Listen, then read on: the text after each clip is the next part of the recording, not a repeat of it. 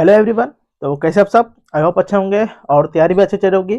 तो जैसे कि हम लोग का इंडियन ज्योग्राफी का सीरीज चल रहा है, जिसमें से हम लोग भारत की जलवायु चैप्टर स्टार्ट किए थे और लेक्चर नंबर 55 तक हम लोग आज पहुंच गए हैं। तो आज हम लोग देखने वाले हैं भारत के ऋतुएं, शीत ऋतु, ग्रीष्म ऋतु और मानसून ऋतु। टोटल 3 ऋतु को हम लोग पूरा डिटेल से एक्सप्लेन करेंगे। ऐसे जनरली भारतीय मौसम विभाग के द्वारा ऋतुओं को 4 भागों में बांटा है: शीत ऋतु, ग्रीष्म ऋतु, वर्षा ऋतु और शरद ऋतु। और पारंपरिक ऋतुओं में वसंत ऋतु, उसके बाद आता है ग्रीष्म ऋतु, फिर आता है वर्षा ऋतु, फिर आता है शरद ऋतु, फिर आता है हेमंत ऋतु और शिशिर ऋतु। टोटल 6 तो पारंपरिक माना गया है। तो उतना हम लोग को ध्यान नहीं देना है, हम लोग को जनरली 3 पढ़ना है: शीत ऋतु, विंटर सीजन, ग्रीष्म ऋतु, समर सीजन और मानसून मानसून सीजन। तो आइए हम लोग ज्यादा टाइम ना लेते हुए सीधे आते हैं और हेडिंग डालिए आप लोग, भारत की ऋतुएं, सीजन्स ऑफ इंडिया। तो हेडिंग डालते हैं हम लोग सबसे पहले, भारत की ऋतुएं।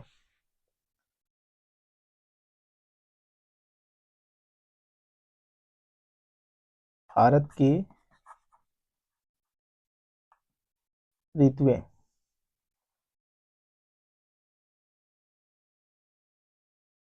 से 2 भागों में कैटेगराइज किया गया है। 1, 2।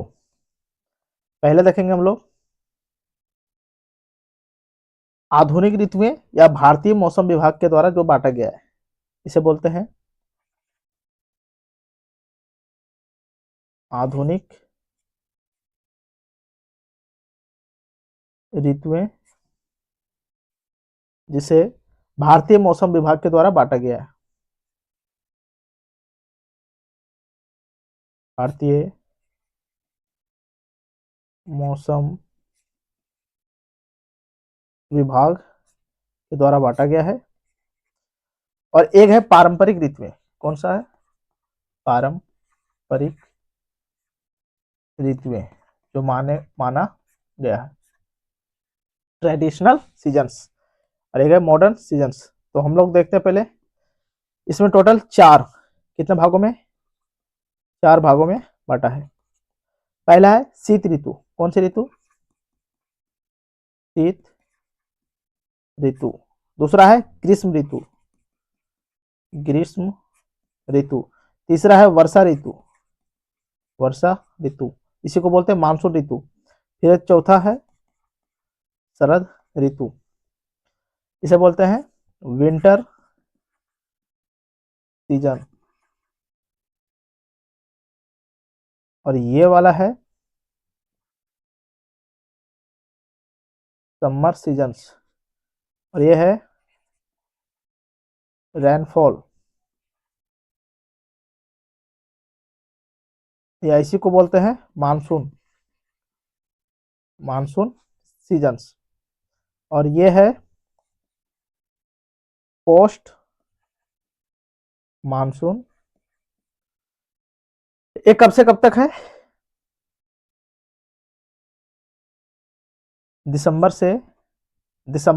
जनवरी, फरवरी, 3 महीना फरवरी के बीच। फिर है फरवरी के बाद मार्च, अप्रैल, मई, फिर ये है जून, जुलाई, अगस्त, फिर है सितंबर, अक्टूबर, नवंबर। और इसी तरह है पारंपरिक ऋतुओं में 6। एक है बसंत ऋतु, इसे बोलते हैं स्प्रिंग सीजन। 2, 3, 4, 5, 6। एक है ग्रीष्म ऋतु, फिर आता है वर्षा ऋतु, फिर शरद ऋतु, फिर हेमंत ऋतु, 2 मंथ, फिर शिशिर ऋतु है शिशिर ऋतु। हेमंत ग्रीष्म को समर सीजन, वर्षा रेनी, शरद ऑटम, हेमंत प्री विंटर, और ये हो गया विंटर। कब से कब तक है? फरवरी से फरवरी मार्च, अप्रैल मई, जून जुलाई, अगस्त सितंबर, अक्टूबर नवंबर, और ये है दिसंबर जनवरी।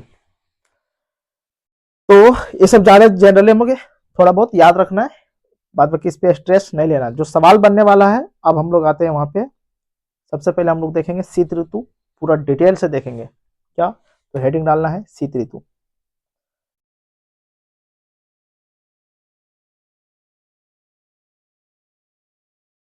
शीत ऋतु यानी कि विंटर सीजन्स, इसे पूरा डिटेल से एक्सप्लेन करना है।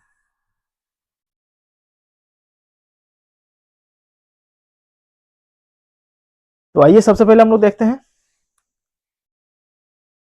हाई प्रेशर क्या है। हाई प्रेशर जब 1013 मिली बार से ऊंचा हो, और लो प्रेशर कब होता है, जब 1013 मिली बार से कम हो। ये छोटा छोटा टिप्स है जिसे नोट कर लीजिए।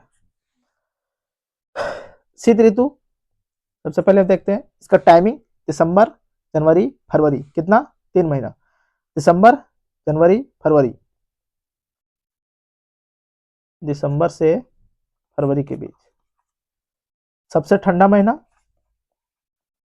सबसे ठंडा माह कौन है, तो जनवरी, जनवरी है। अगर देखें शीत ऋतु में औसत तापमान 21 डिग्री सेल्सियस, क्या देखेंगे, औसत तापमान 21 डिग्री सेल्सियस। उत्तर भारत में कड़ाके की ठंड पड़ती है और हिमालय क्षेत्रों में इस टाइम शीत ऋतु में बर्फबारी होती है, और दक्षिण भारत में सुहावना मौसम होता है और ठंडी शुष्क पवनें चलती है। तो क्या देखें हम लोग, उत्तर भारत में कड़ाके की ठंड पड़ती है, हिमालय में बर्फ पड़ती है, और दक्षिण भारत में सुहावने मौसम होती है। नोट कर लीजिए, उत्तर भारत में अगर शीत ऋतु ऋतु पर लिखने के लिए आ जाए 100-150 वर्ड में, तो लिखने में थोड़ा कंफ्यूजन होगा, इसलिए हम लोग शब्द को फ्रेम देते हैं ताकि चीजों को याद हो जाए मेंस के टाइम में, लिखने में कोई कठिनाई ना हो। तो उत्तर भारत में क्या होता है, उत्तर भारत में कड़ाके की ठंड, हिमालय पर बर्फबारी, हिमालय पर बर्फबारी, तथा दक्षिण भारत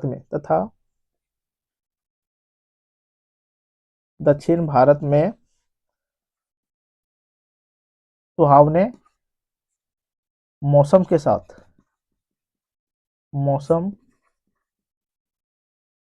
साथ ठंडी शुष्क हवाओं और और साफ आसमान होता है, आसमान होता है होता है। नेक्स्ट इसका विशेषता लिखते हैं कि रबी की फसल के लिए शीत ऋतु लाभदायक होता है। क्या, रबी के फसल के लिए लाभदायक,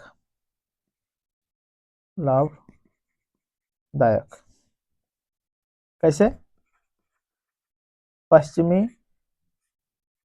विक्षोभ, वेस्टर्न डिस्टरबेंस के कारण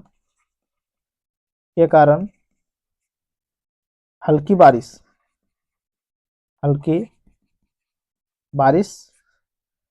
होती है, तथा कोरोमंडल तट पर लौटते मानसून से वर्षा होती है। याद कीजिए, एयर मास सिद्धांत जब पढ़ रहे थे हम, तो उस टाइम इसे एक्सप्लेन किए थे कि दक्षिण पश्चिम मानसून किसे बोलते हैं और उत्तर पूर्वी मानसून क्या है। दक्षिण पश्चिम मानसून जब कहाँ पे ध्यान दीजिए, कौन सा सागर था, भूमध्य सागर से जल को ग्रहण करके अफगानिस्तान, पाकिस्तान, ईरान होते हुए इंडिया प्रवेश करती है और हिमालय के दक्षिण से टकराकर हिमालय के दक्षिण में यानी कि उत्तर भारत में बारिश करती है। कौन? दक्षिण पश्चिमी विक्षोभ के कारण, पश्चिमी विक्षोभ यही मानसून ला करके उत्तर भारत में बारिश करती है। और जो उत्तर पूर्वी मानसून थी कहाँ पे करती है बारिश? कोरोमंडल तट पर। कब? शीतकाल में। कब? जब मानसून रिटर्निंग होती है। तो इसे सारा एक्सप्लेन किए हम। फिर नेक्स्ट विशेषता इसका लिखते हैं, आगे लिखते हैं, हिमालय के उत्तर में, क्या? हिमालय के उत्तर में हाई प्रेशर का क्षेत्र बनता है, जिससे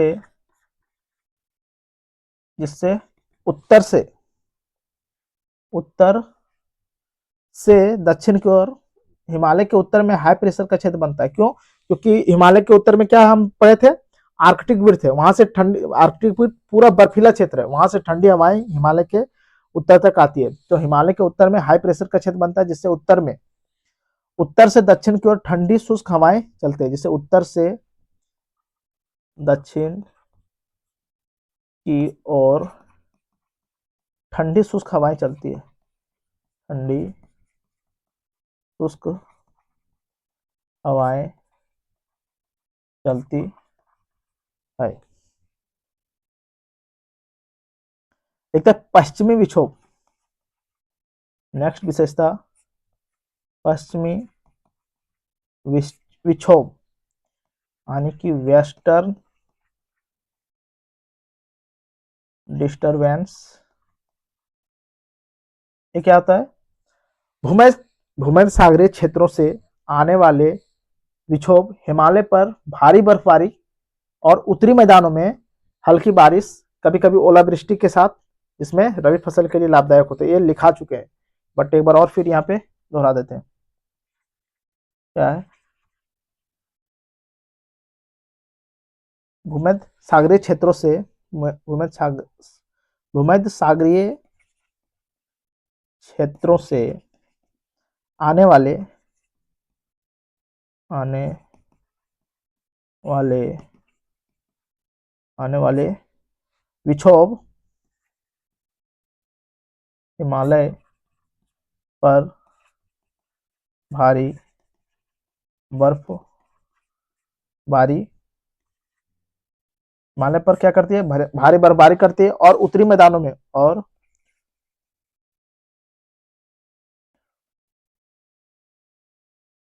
मैदानों में हल्की बारिश करती है। हल्की बारिश, कभी कभी ओलावृष्टि भी करती है। ओलावृष्टि,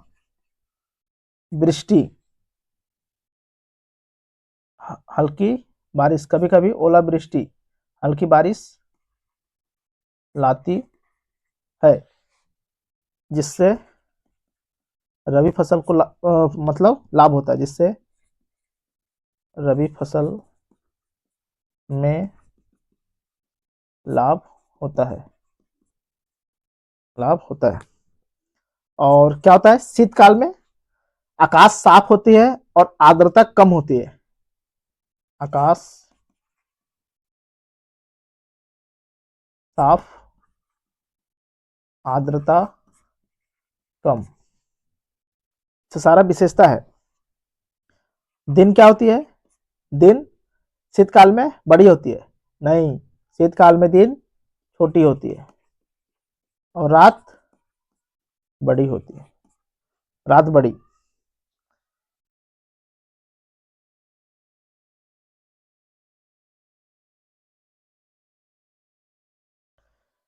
अब एक सवाल है कि उत्तर भारत में शीतकाल में अधिक ठंड पड़ती है जबकि दक्षिण भारत में शीतकाल में कम ठंड पड़ती है, ऐसा क्यों? तो इसे हम लोग लिखते हैं।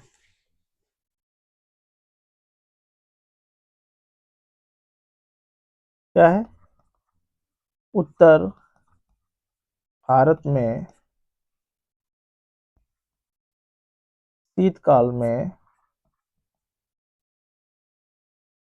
अधिक ठंड क्यों पड़ती है? तो हम देखते हैं इसे। इसके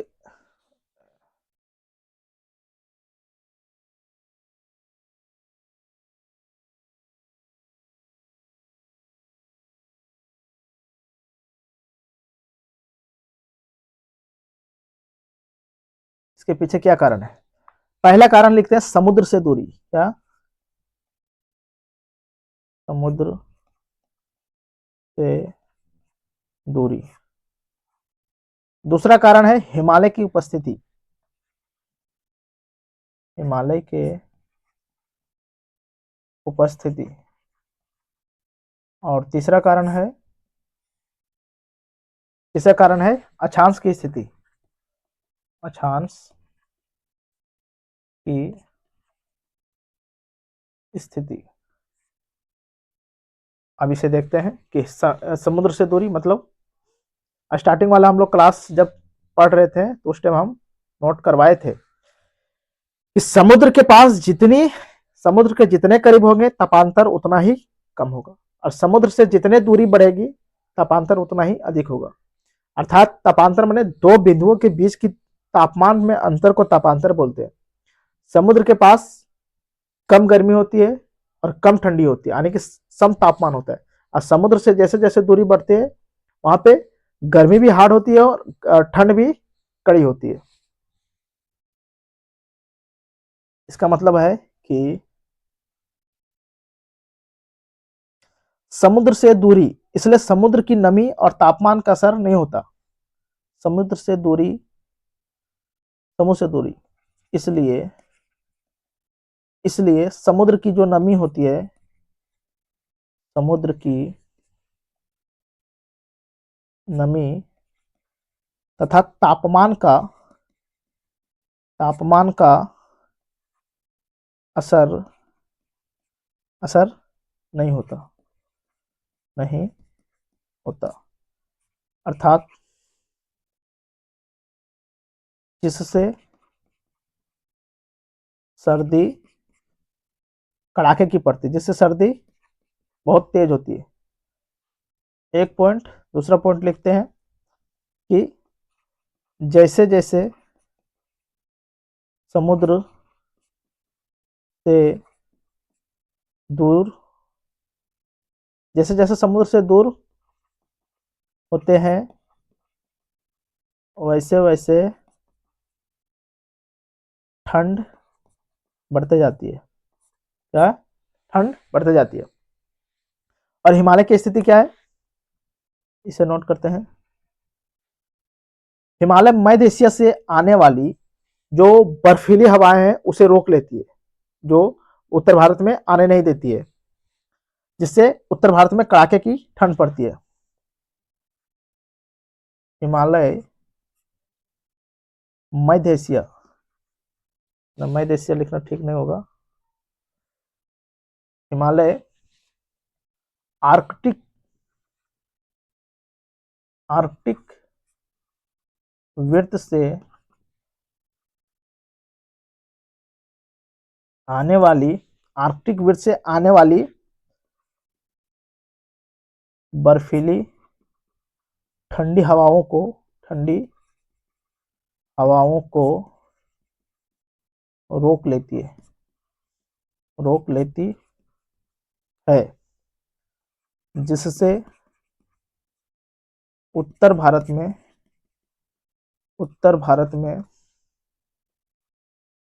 कड़ाके की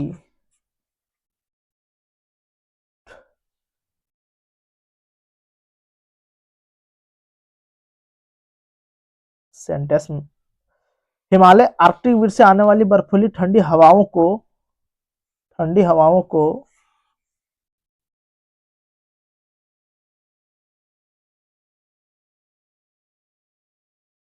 हिमालयी आर्कटिक वृत्त से आने वाली बर्फीली ठंडी हवाओं को हवाओं को रोककर हवाओं को रोककर उत्तर भारत को ठंडा करता है, जिससे जिससे उत्तर भारत में कड़ाके की ठंड पड़ती है, कड़ाके की ठंड पड़ती है। अब अक्षांश की स्थिति क्या है, देखे थे कि अक्षांश की स्थिति मतलब कि भूमध्य रेखा के जितने करीब होंगे वहां पे गर्मी उतना ही ज्यादा होगी, और भूमध्य रेखा से दूरी बढ़ने पर वहां पे ठंडी ज्यादा ही होती है। तो इंडिया को जब बांटे थे दो भागों में, बीच से कर्क रेखा गुजरती है, कर्क रेखा, और यहाँ है 0 डिग्री यानी कि इक्वेटर लाइन। तो यहाँ पे कौन सा क्षेत्र बना था, उष्णकटिबंधीय क्षेत्र, और इधर उपोष्णकटिबंधीय क्षेत्र।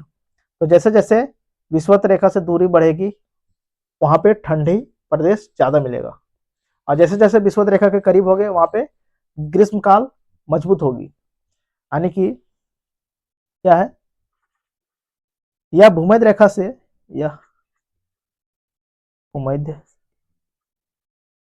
रेखा से दूर है, कौन, उत्तर भारत, जिससे सर्दियों में सूर्य की किरणें तिरछी पड़ती है, तिरछी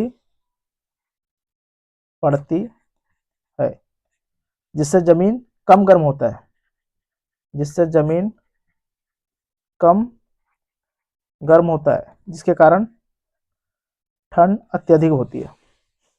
तो ये है उत्तर भारत में शीतकाल में अधिक ठंड क्यों पड़ती है। अब नेक्स्ट सवाल है कि दक्षिण भारत में कम ठंड और अधिक गर्मी क्यों होती है। नेक्स्ट सवाल है कि दक्षिण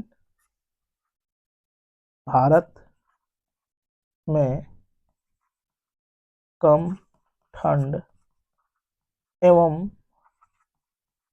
अधिक गर्मी क्यों पड़ती है, क्यों पड़ती है, क्या कारण है। तो इसे भी हम लोग देखते हैं।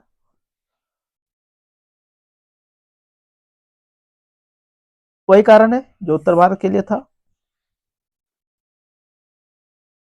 जैसे कि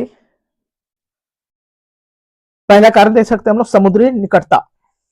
क्या है, समुद्री निकटता, सारा घूर फिर का वही सब सारा वर्ड यूज होगा। फिर दूसरा है भूमध्य रेखा, वहां क्या था, भूमध्य रेखा से दूरी, यहाँ पे होगा भूमध्य रेखा के निकट, भूमध्य रेखा के निकट, सारा वर्ड वही यूज होगा, बस केवल टर्म, केवल शब्दों पे ही खेलना है। क्या है यहाँ पे कि प्रायद्वीपीय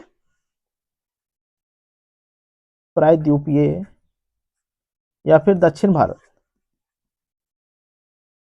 प्रायद्वीपीय या दक्षिण भारत तीन ओर से क्या है, स्थल से घिरा है, नहीं, समुद्र से घिरा है, जिससे जिससे जिससे समुद्र की हवाएं जिससे समुद्र की हवाएं तापमान को नियंत्रित करती है, जिससे मौसम साफ एवं जिससे मौसम नम एवं हल्का रहता है, होता है, हल्का रहता है। प्रायद्वीपीय दक्षिण भारत तीनों ओर से समुद्र से घिरा है, जिससे समुद्र की हवाएं तापमान को कंट्रोल करती है, समुद्री हवाएं जो है तापमान को कंट्रोल करती है, जिससे मौसम नम एवं हल्का बना रहता है और सालों भर एक समान तापमान होता है। भूमध्य रेखा से निकटता के कारण क्या होता है कि सूर्य की किरणें सीधी पड़ती है। भूमध्य रेखा के निकट होने के कारण सूर्य की किरणें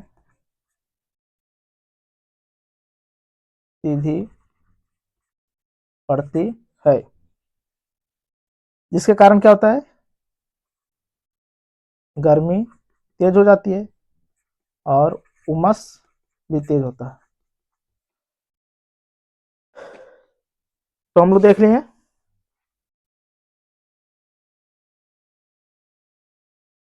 शीत ऋतु आज हम लोग पूरा डिटेल से एक्सप्लेन किया। अब बचा ग्रीष्म ऋतु, छोटा है, और वर्षा ऋतु, मानसून ऋतु। उसे हम लोग मानसून ऋतु को थोड़ा टाइम लगेगा, तो उसको नेक्स्ट क्लास में हम लोग डिटेल से एक्सप्लेन करेंगे। तो आज के लिए इतने रखते हैं, फिर मिलते हैं हम लोग नेक्स्ट क्लास में। तब तक के लिए अपना ध्यान रखिए। Thank you for watching. जय हिंद, जय भारत।